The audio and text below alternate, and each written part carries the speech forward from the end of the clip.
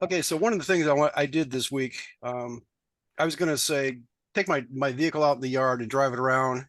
And like I've been saying about for the last few weeks, I have to have correction data. And so what I did, I decided to use my telemetry radio, and it's bolted to the robot. The other one in the house. I got in the basement, and I thought, well, I could drag my computer and my keyboard and all the stuff outside, so I'd have a good view between the two radio receivers. And I thought, well, just out of curiosity, what if I just leave it here on my table in the basement? And I took a rubber band and tied the telemetry radio to the back of my monitor so it's sticking up. I thought, I'll just see if that works. So I went upstairs inside my front door. I fired up, was working there, and it always had been working there. So I drug the thing out in the front yard, middle of the front yard. And I checked. It looked like it was still talking, and my lights on the back, my status light said the GPS stuff was working. So I drove it around. I drove it. I didn't go behind the neighbor's pickup. I figured that would block it because I was real antsy or real leery at that point if it's going to work. And it worked there. So I drove around. I drove around the side of the house where I was going to do my path. And the entire time it stayed locked on. So with my radio in my basement, the telemetry radio, I can apparently drive anywhere in my front yard or side yard without having to do anything special, except for the fact that the telemetry data doesn't seem to work as well as the cell phone data. And I don't know why. And I haven't looked into it. So then I went back to my cell phone, and I don't remember when I pointed this out, but it turns out the cell phone, if it's got an app that runs on it and you get it connected, and if the screen goes blank, then it'll disconnect. And I can't figure out any reason it's doing that. And basically, I just went into the settings and set it out to the maximum time. It won't let me turn off the backlight feature completely, but I can set it out to 10 minutes. So I did that. I set it to 10 minutes, and then I'm able to go out and drive around. I just have to remember once in a while to poke the screen to give it another 10-minute section on that. So that the whole point of this first one was to say that yes, the telemetry radio does work, and works from inside of my house out into my yard. So that was just a data point there I wanted to bring up. Let's see. So we move on to my outdoor results. What I did was, again, let's see, how do I do this? Let's see, can I say share screen now? Share screen, screen 2.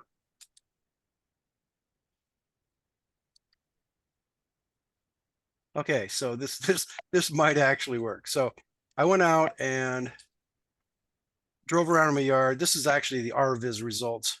So let's start with I can't navigate. Let me do this. So this one we'll take a look at, and this was out in the yard. So here's my path I've got defined in the backyard. There's simply a point here, and there's a point here, and the red path is supposed to be a loop here and a loop here, and for some reason those got hacked up, and I'm not sure. That's something I'm using Al's code to do this, and he says when he reads in his path, he assigns that to some kind of a multi-array, and I'm just simply saying display the array on the screen, and it chopped off various points here, and this side it chopped it off completely. I don't know why, but anyway, the point was I went out there and I just picked a point close to my starting, and I don't, at this point, I think I just randomly kind of pointed it. See, you can see here, it's about a 45-degree angle, kind of pointing at this direction. I just fired it up and turned the thing on, and it started off going in the right direction. It did a few oscillations, and then it got on here, was oscillating just like Al's is doing. So it's doing all that. So it's working just as bad as Al's right now.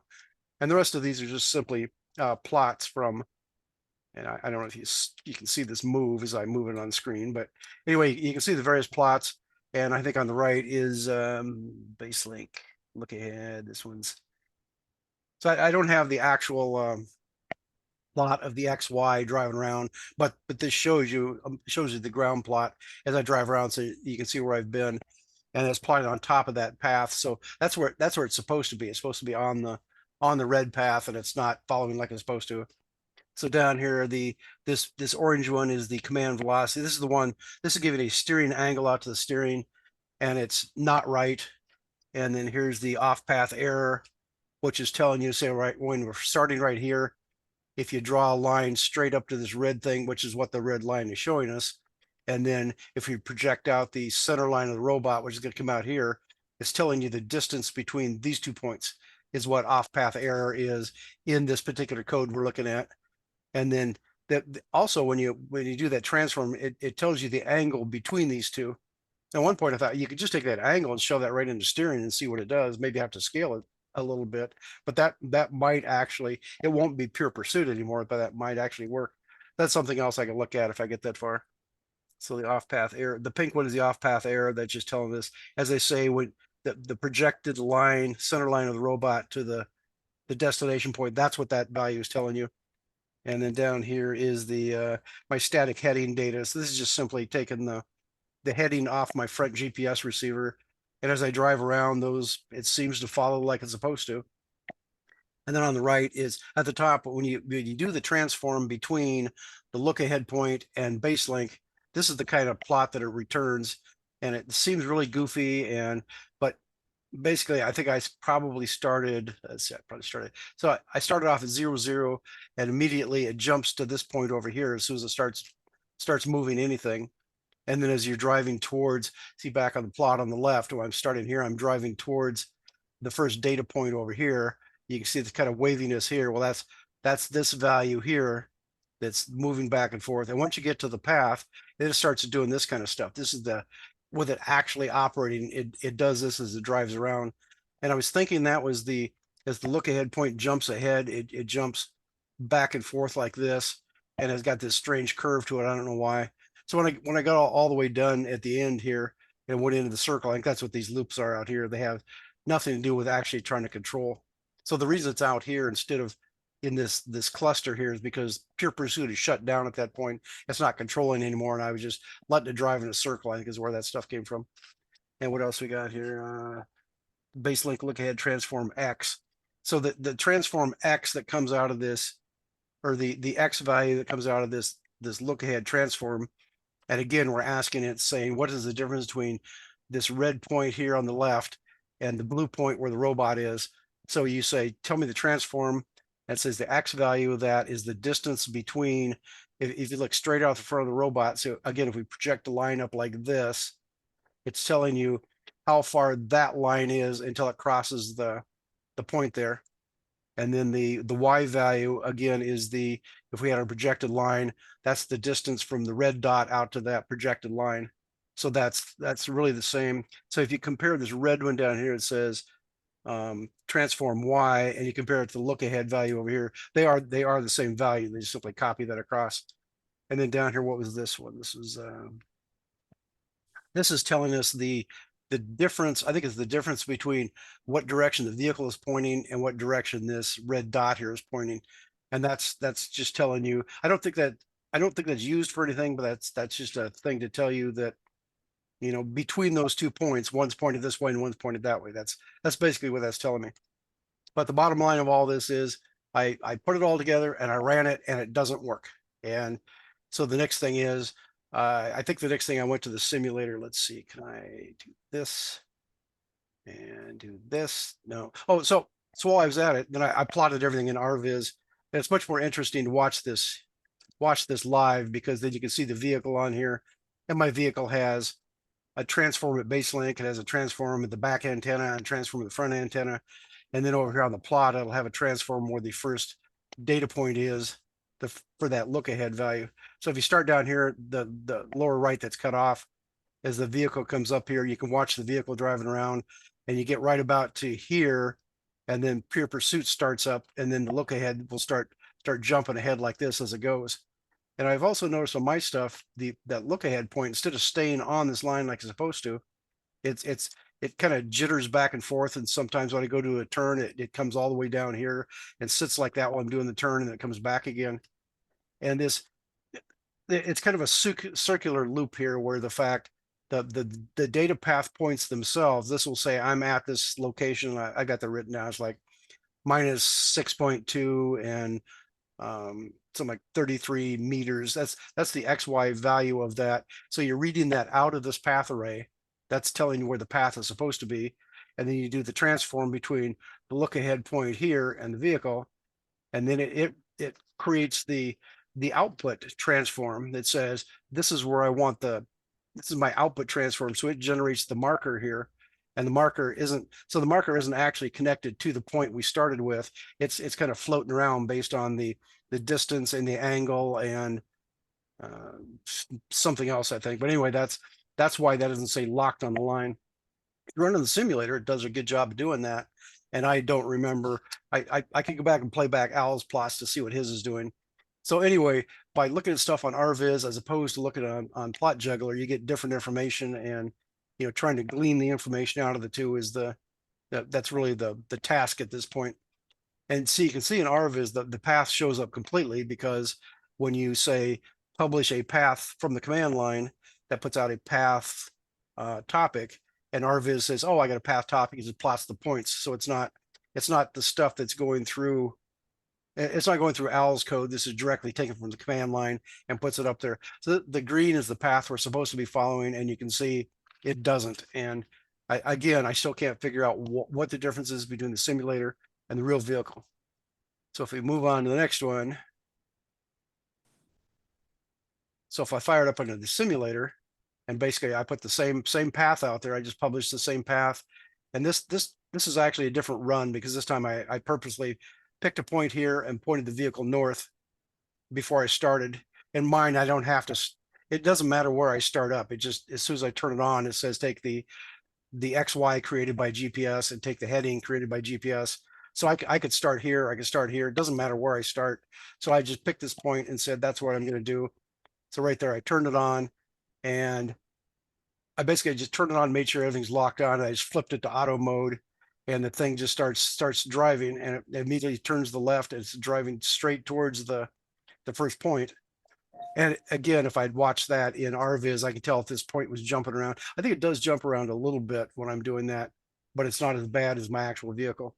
So again, this is just the ground plot showing me where I'm going, and I don't have the path displayed that it's supposed to be following, because at this point I didn't think ahead. I should have grabbed Al's pure pursuit that has got all, he put extra code in to output a lot of extra values, and I didn't do that. So this is basically I think it's like the stock pure pursuit right from the Lyrics GitHub that was running here.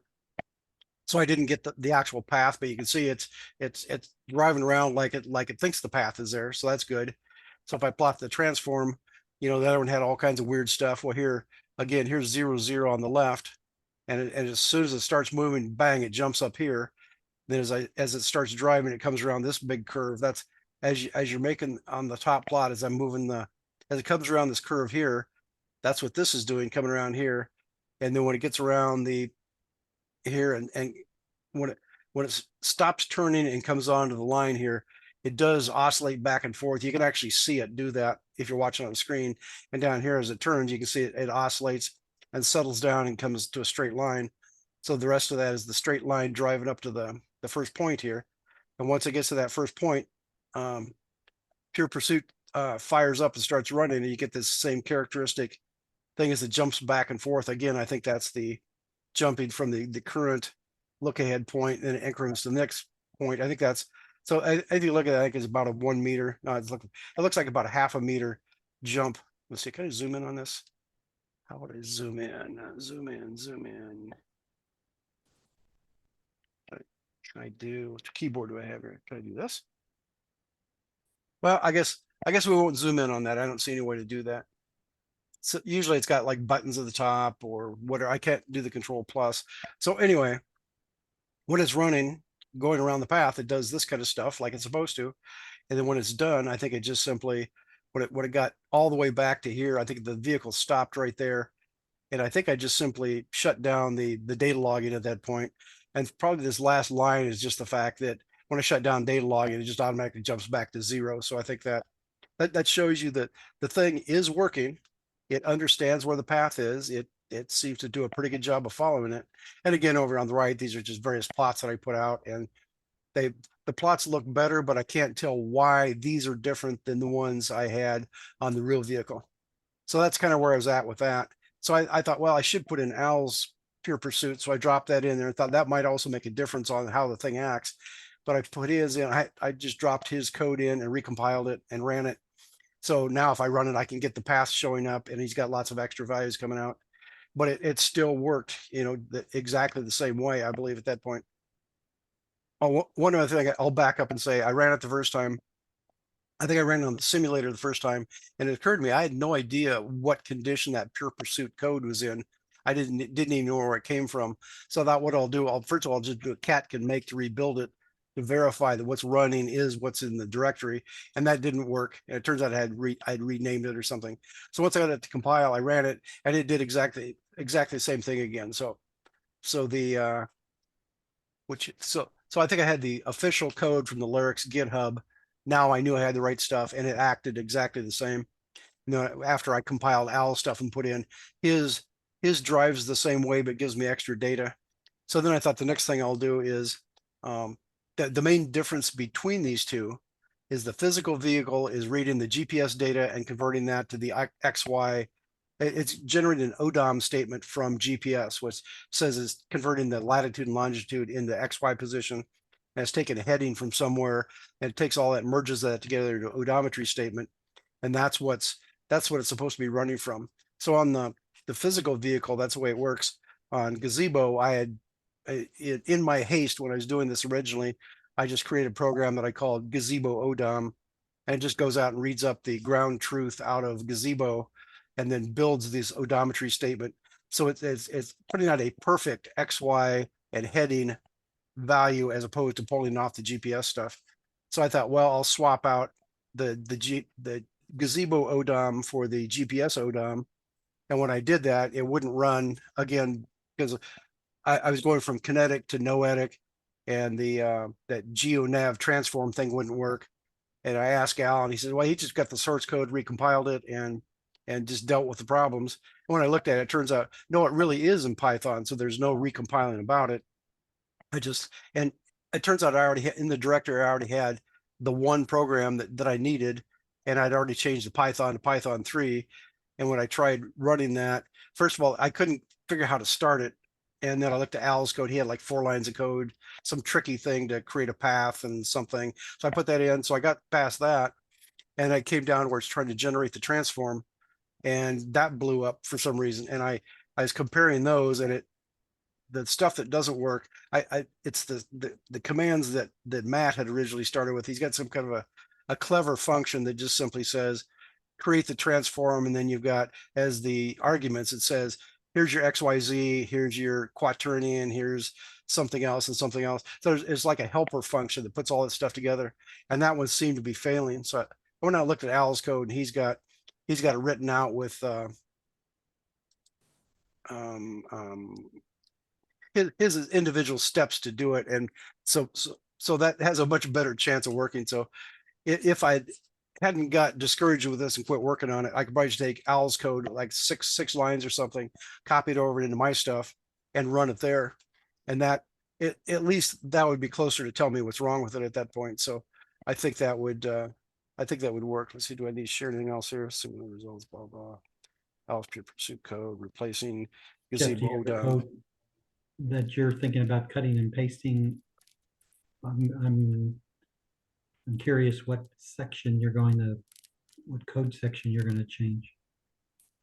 Another thing I'll point out, when I decided to use, so I tried my GPS to ODOM program, and it was blowing up. So I just grabbed Al's entire wheel GPS to ODOM code I put in, and that wouldn't run. And I just started hacking and slashing on that, trying to get it to work.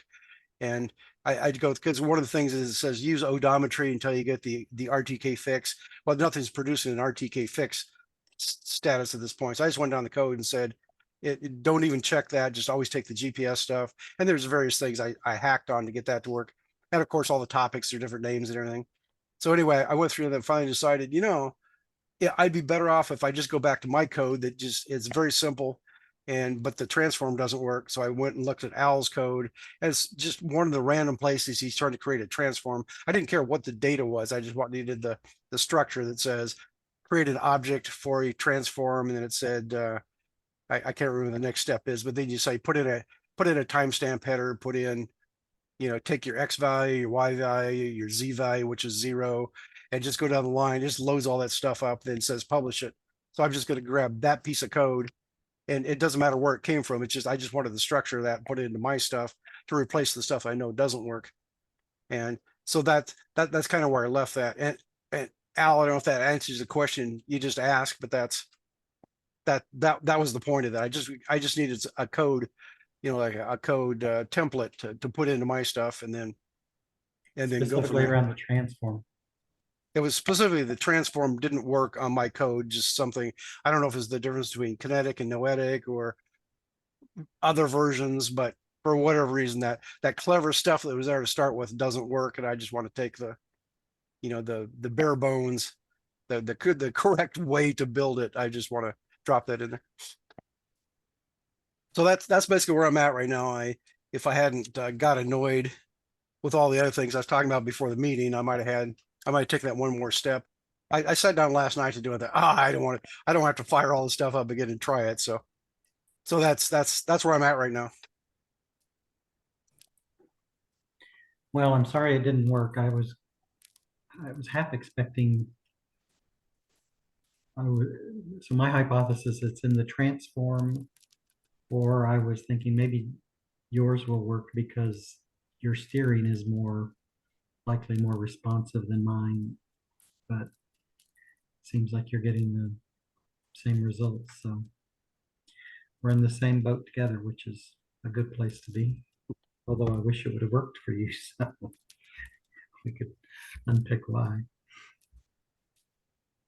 Well, I'm still hoping that if we go back to the simulator and grab the simulated GPS and run it through, that will show us there's a problem there. So, but I won't know till we try that. Because it keeps coming back to back. I can't figure out why the simulator works and their stuff doesn't, because I don't see nothing's jumping right out at me saying this is wrong. So I've never tried to use simulated GPS data. Can you talk about that a little bit? well, when you create the simulated vehicle under Gazebo, you go into your URDF file, and somewhere in the sensor section, you say, add in a simulated GPS that you tell it where it's at on the vehicle, you tell it all the parameters for it. And when you start the thing up, Gazebo is publishing a GPS fix message and a GPS velocity message. It's just that I'm not using that. I'm just ignoring that completely. So it's just a matter of swap out the program that takes the Gazebo position instead of taking the ground truth position. It'll take the GPS values and just create the same basic ODOM and transform out of that. So it's nothing special there as far as Gazebo. It's already putting that data out. In fact, you can even go into when you create the GPS, the fake GPS on there, you can go into it's got like a noise section. So you can make it noisier or less noisy. So if you just set it down to say the noise is 0, it should be putting out the exact absolute position again. And then you can check it all the way through. And if you can get that to work, then you can go add noise to it. So it makes it jitter around. And I don't remember how elaborate you can do that, but there's lots of things you can do to modify that. Cool. And then I had the issue, I was going to have to get a heading from somewhere, and GPS is creating an IMU/data output. So it's got, all the values you expect to get out of an IMU. And when I looked at it for a heading, I think it was putting out a quaternion, and I'd purposely ripped the quaternion stuff out of mine. So I just put in a physical angle of, say, 0 to 2 pi, or 0 to 2 pi is in radians. And so I'll have to look at that to see the easiest way to convert that back. But it's just a matter of sitting down and having the ambition to do it. So I'll get back to you if I try that.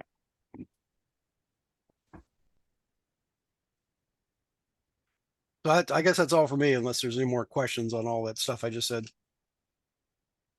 Well, if you see confusing parts of code that you're looking at on my side, let me know, or something because I'm more than happy to change it and try to make it more clear. Well, the stuff I was playing with wasn't necessarily confusing. It's just that I had no idea what you're doing, and just looking through, you were doing things that I didn't understand, and I didn't want to figure the whole thing out. So I was just in hack and slash mode, trying to work my way through it until I finally decided, if I just go back to mine and do that one, I have a basic idea how it works, and it's not really doing a whole lot. So That's what I'll try on that. Bob, you want to talk about where you're at?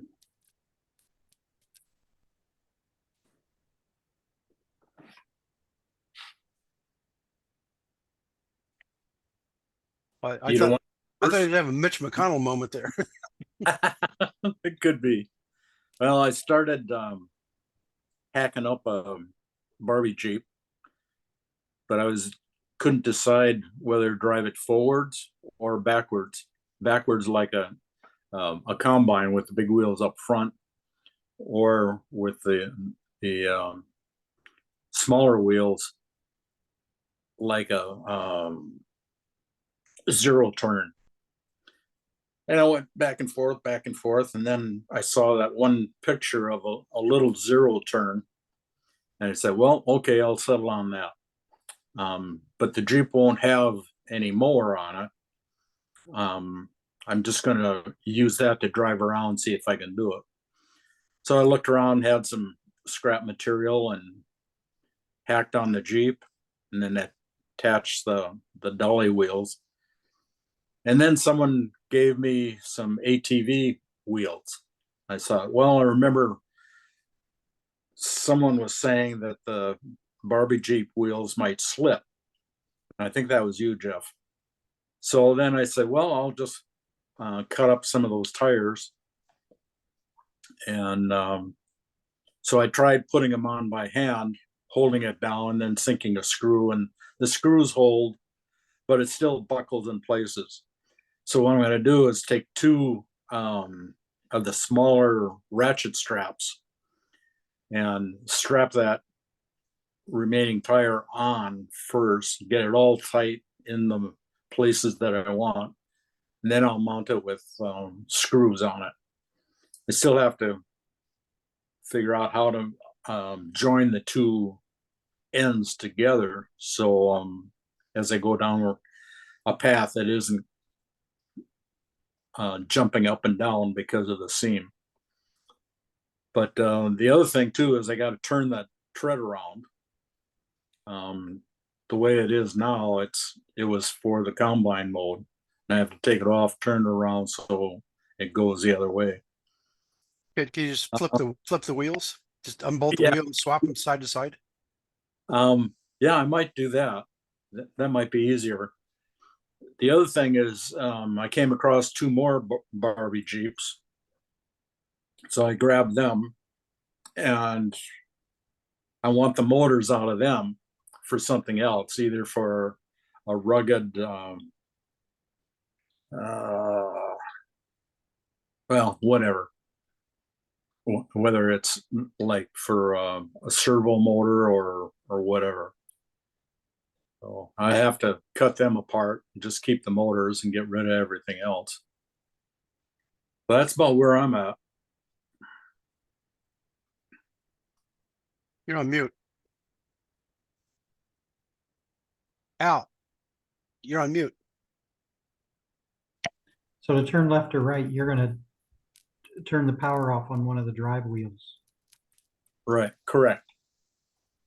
Or reverse it, or and I thought at first that the rear wheels were connected, but they aren't. Each one turns independently. Mm-hmm. So I can pulse width modulate each wheel separately. And we'll see how that goes.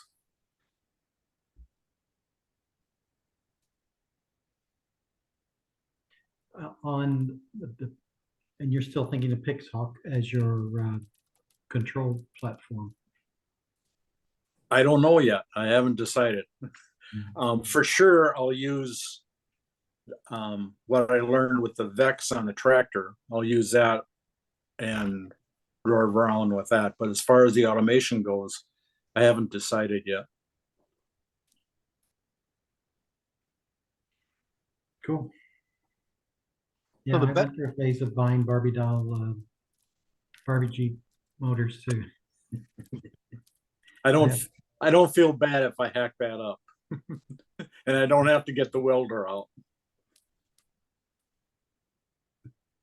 So the best way to decide if you want it to go forwards or backwards is just go put it in the grass and try to drive it and see which way it works, because Yeah. no matter what you want to do, it's going to do what it wants to. So, if you try driving the way you got it set up right now, and you might want to do this before you start swapping your wheels around, just to verify that it does want to Yeah. will run adequately. So that's just a quick test. Go out in the actual grass and try it and see what it does. Yeah.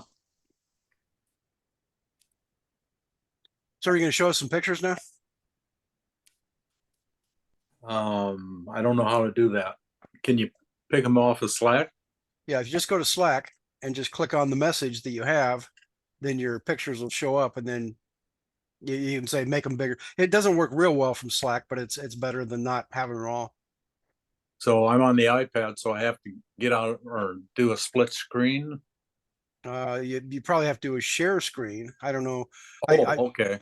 So if you do share screen, we can see what you're doing, and then just go to Slack and pull up that message that you posted today. Okay. Can you see that? No. Oh, that's okay. So when you do share screen, it usually says what screen you want to share, and it gives you some options.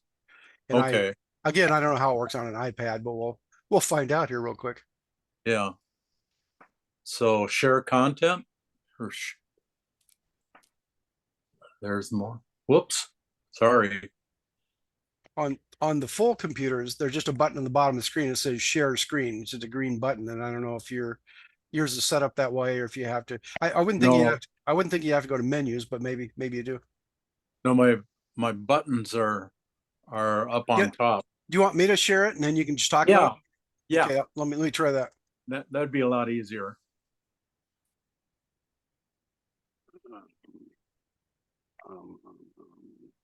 This here, it's bigger.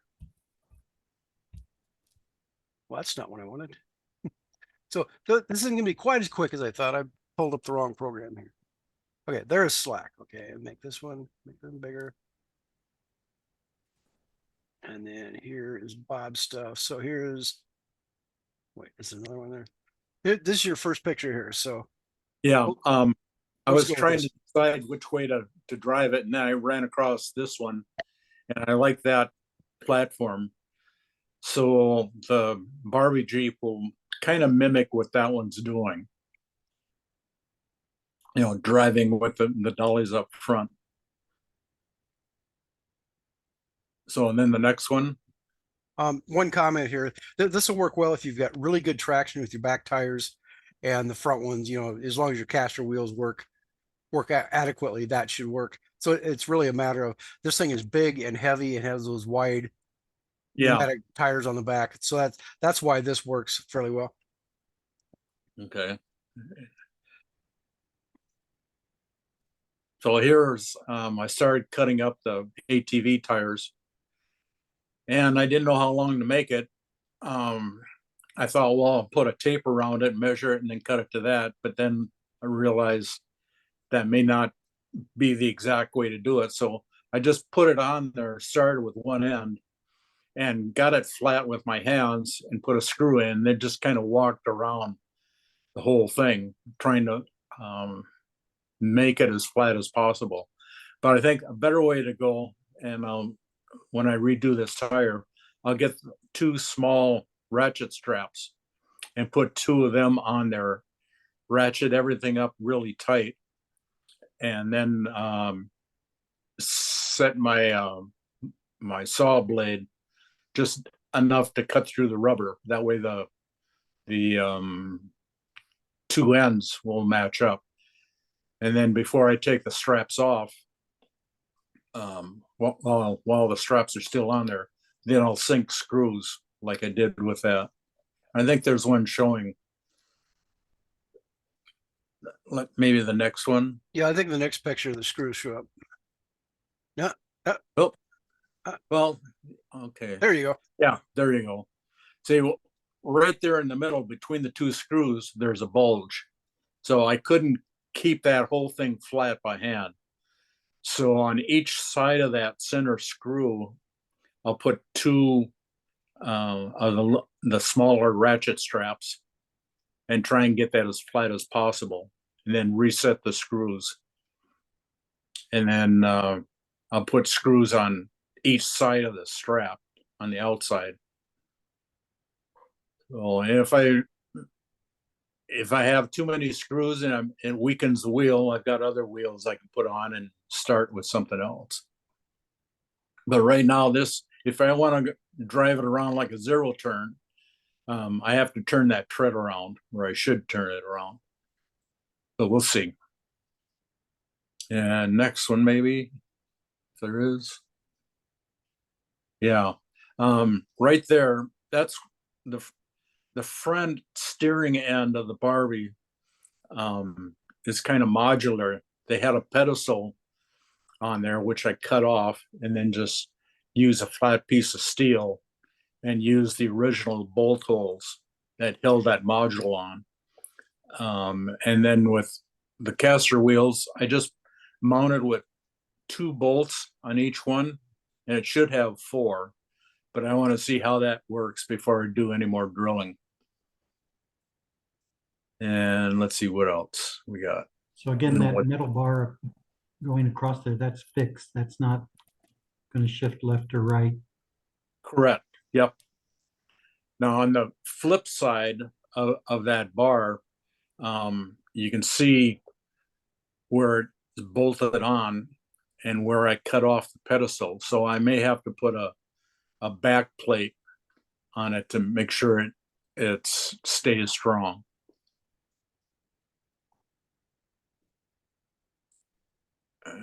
Yeah, you can see the straps down in the lower left. I have to find one more, and then I'll use those to tighten the rubber up against the wheel. Yeah. So we've got Yeah. your previous picture. Let me well, that's not what I wanted to do. Yeah. Let's see, I want to close this one Yeah. and then go back up here. Oh, there you go. Here's this is the Oh, first. yeah, right there. Yep. Here, let me back up. I didn't quite understand this. Why do you have a picture of a cart there? Well, it's something I threw together so I can move this whole thing around, because I have to also work on my tractor on occasion, so I can move this to the other part of the shop without having to pick it up. Okay, so we do see this in the next picture. I finally figured out that it is. So Yeah, that's the base down there. You got a right. pallet laid on it and a piece of cardboard, and then you got your stuff on it. Yeah, that's some fiberboard, and I've got some more pallets, so I could raise it up even higher if I want. But on the Barbie Jeep, you see that protrusion on the front end. I cut that on. That is more or less fits into a socket of the steering, and then there's 2 bolts that hold it on. So you take the 2 bolts out, then this whole front end comes off. Well, then I took a saw and just cut that pedestal off. Yeah, right there. That's a hole right there. Yeah, those are the original holes. So that flat steel sits flat where those holes are. So that pedestal is cut off. So if I go to your next pictures,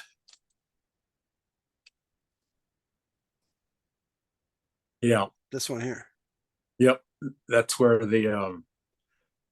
that pedestal is cut off and the flat plate is mounted up. Yep, there you go.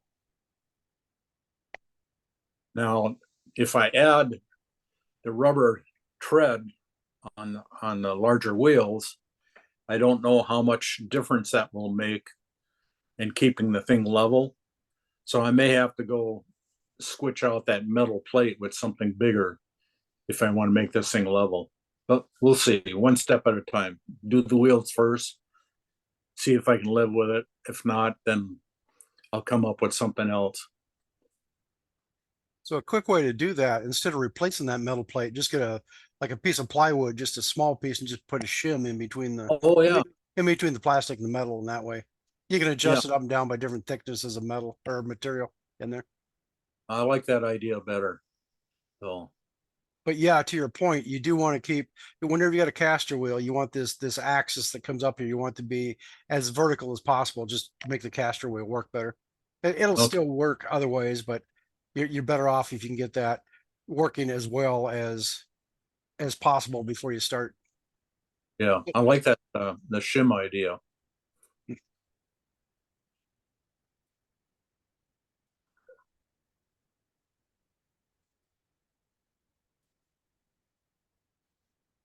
I think that's all you'd posted for pictures, wasn't it? So that's, Yep. yeah, that's about it. Okay. The other thought I had was I have a Raspberry Pi 3B Plus that I got from you, and I do have a USB camera. So maybe I could do something with Wi-Fi and see video. Just to show you something, Bob, you can keep in the back of your mind. Oh yeah. I don't know if the Barbie Jeep motors that I had this sort of interface between the wheel and the motor. Yeah. And obviously, that was Oh, okay. a proprietary design. I think there's two, maybe three ways that wheels are connected to that motor, but when I was driving my John Deere tractor with the Pixhawk, I had 3D printed this interface between the motor, and this ultimately sat on Ah, okay. the steering wheel Yeah. like so. So it was All right. very I think Matt may have called it a redneck design, Okay. but I had power steering, so I didn't need a lot of oomph, and um, the Yeah, nice. the motor would work that way. I don't know if I have any other pictures of the motor itself here. Yeah. Yeah, that's the That's good. closest one. Oh, yeah. So anyway, with a little 3D printing, you can interface that. See, this is that Barbie Jeep motor, Okay. Yep. and it's Oh yeah. And then you sitting just on strap a it pretty on. simple piece of metal with a strap over the top of it to keep it Okay. still, Yeah, that holds it in place. You and then turn. it would interface into those slots. Okay. Good. Just another idea to keep in the back of Yeah, your I mind. like that. Well, I've got 4 extra motors now to play with, so we'll see what You it. can never have enough. No, but I like it because it's 12 volts. That way I don't have to mess around with 24 volts and all that stuff. It does make it handy. Yep. So a couple things to share from my side. Um, one thing I did is I went out and just let my tractor sit in the yard with RTK fix and with all the conversions to X and Y. I wanted to see what the drift was, and it's not terrible. It just wasn't as pristine, I guess, as what I thought. You know, it's about um, 100. See, 4.14 to 4.1. It seemed like it was sitting here for a long time. Then it decided it wanted to be over here. And I don't know if there's drift in the GPS satellites throughout the day, or what, but that was my data just sitting for a while, which was an interesting piece of data for me. The other thing that I've been trying to do, because I can't seem to get the program working that Jeff is trying to get to work as well, is let's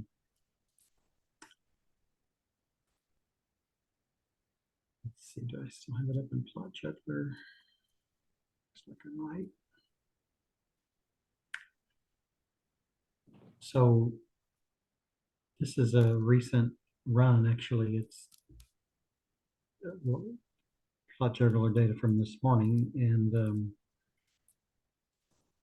from this initial point, it should have just went to like straight out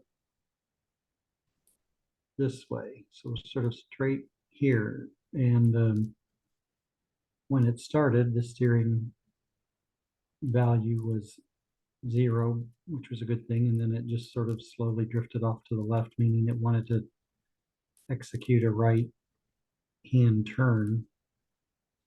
And I noticed angular Z was actually updating to say, hey, dummy, turn right.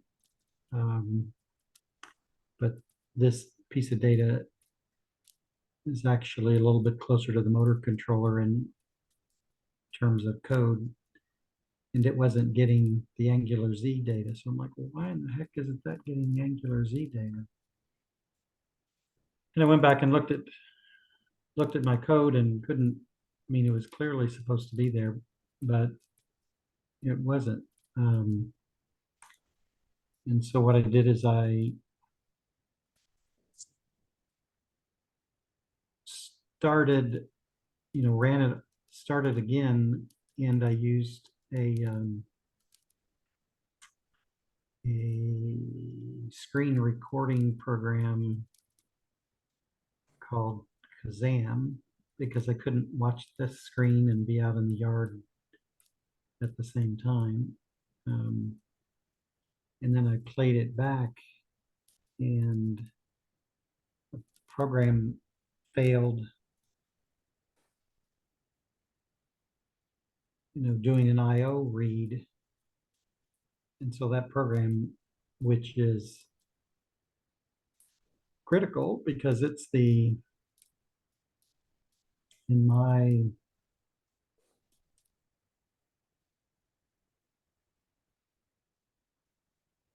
setup, I had this USB to TTL device that's feeding, I happen to call it type 1 and type 2 commands or data streams into the low-level TTGO board that's on the tractor, and this program had failed. So it wasn't getting the command velocity data, angular Z, over here to feed the controller. So I don't know if it's going to fix it, but now I'm going to go put in, change my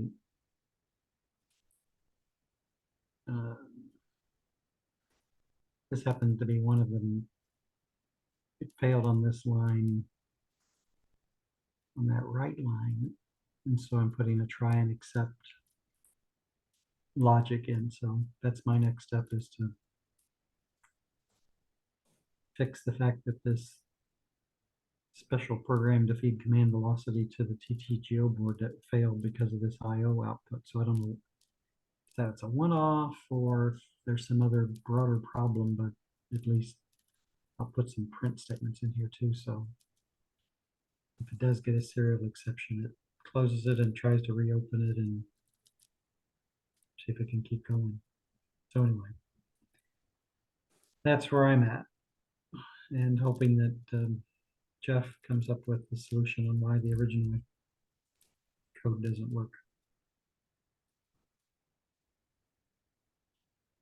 Speaking of IO problems, I've noticed that over time that the USB ports don't seem to work as well as I'd like them to.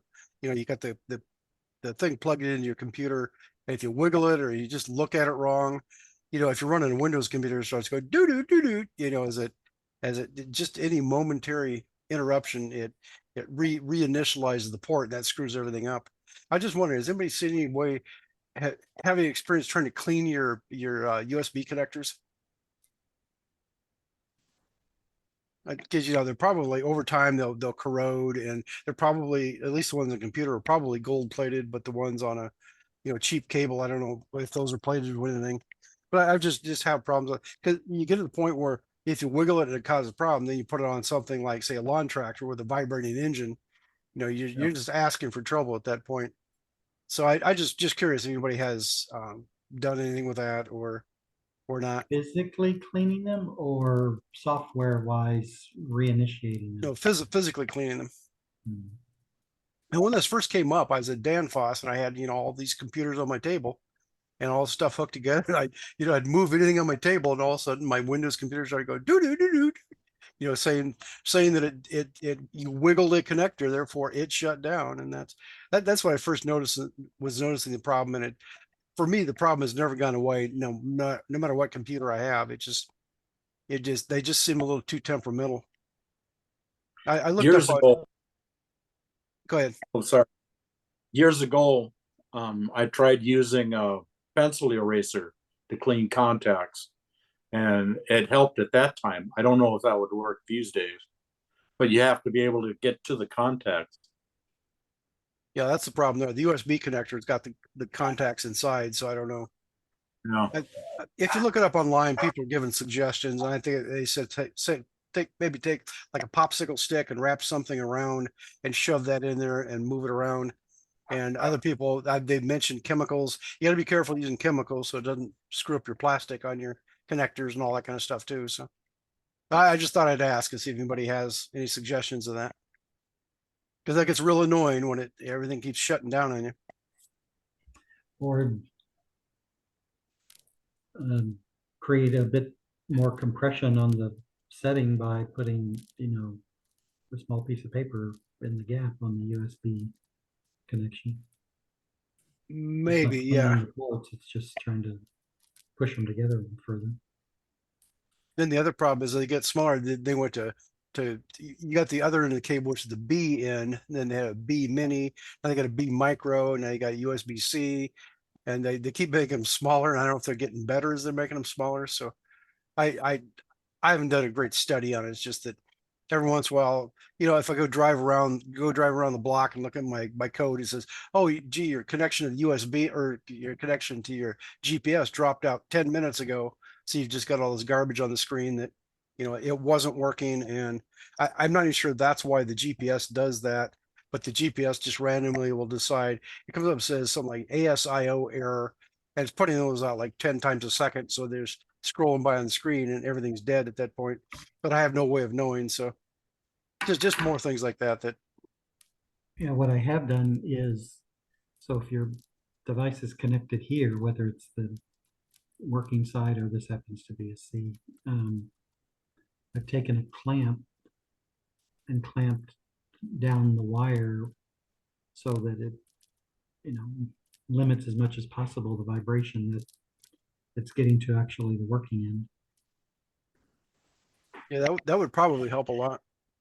And my problem is my laptop is just loose on the robot, and I got cables going up to it, so that that just adds to the problem that I have there.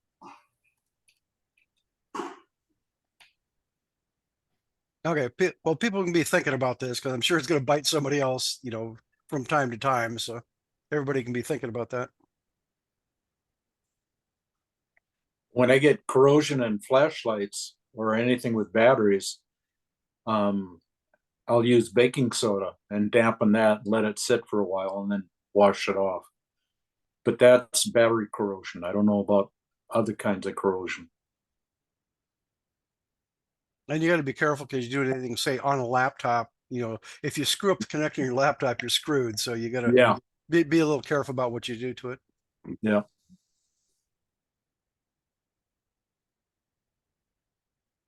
Another option would be don't use USB. If you you get the fancier microcontroller boards that have, say, built-in Ethernet. You could actually run Ethernet cable between the two. So there are other options. Or I'd say go to a physical serial port, but laptops don't have physical serial ports anymore. But there's options to doing this stuff. I suppose I can even have my laptop connect by either USB or by Bluetooth or by Wi-Fi to the thing right next to it. That'd be another option to get around that. Yeah. So there's again, yeah, there's lots of different ways to do it, and it just depends. If I get annoyed enough, then I'll find some other way to do it. It's just that when you have all these little intermittent problems that keep coming up, you can't go out and do a decent run because something screws up, and that's annoying. Oh, Bob was asking about GPS dropping out. I think it was last week he was asking that. Since I had my thing running and I had my correction data working, I said, well, I'll drive all around the block like I used to do. And I went north up to where the construction site is, and they picked up all the road closed signs, and I could actually drive through there. So when I got to the far corner of the block, there are a lot of trees there. And sure enough, as I went around the corner, like it would always do, first my static heading GPS dropped back from a fixed to a float. I went a little further, and then my main RTK receiver dropped to a float. And as I drove, a few feet ahead, they both came back and started working again. And if I go look at the plots, they don't seem to be jumping around or anything. So it's maybe not, a big issue at that point. But you could actually watch your status, and if it says this has dropped from a preferred solution to something less, you can either just sit there and wait for it. It may come back, but if you're under a tree, there's a good chance it won't come back until you might have to actually move forward to get it the signal to come back. So that's just one other thing that I noticed that I just did recently. So if you lose the GPS, your system doesn't break, it's just on hold, and you can reestablish pretty quick. Depending on your GPS stuff, yeah. Depending on how well it works, it's just really a matter of what you're using. Does it act like you expect it to or not? So you just have to really look at it and decide if that's adequate for what you're trying to do. Okay. And since I was running by remote control, I just running the joystick. It didn't try to do anything stupid. It could be if you lose GPS, it's going to say wildly drive off to the right or do something funny like that. But I was running a manual anyway, so I was under control. So if it did do anything funny, I didn't realize it. But when I looked at the plots, it didn't look real bad. So Okay, good. so that's just another point of interest to think about. Yeah. I was thinking about adding code that would at least alert me if, say, if you're at 0, and the GPS jumps to 2. I mean, you can calculate the velocity that made that jump, and then sort of alert me to, call it, high acceleration points, because if I lose RTK or if this thing jumps, even if what I saw is it in a 30-minute sitting still environment, it jumped 0.2 of a meter, and like that instant, I'd want some sort of notification like, hey, something just shifted here. But and it's just more code.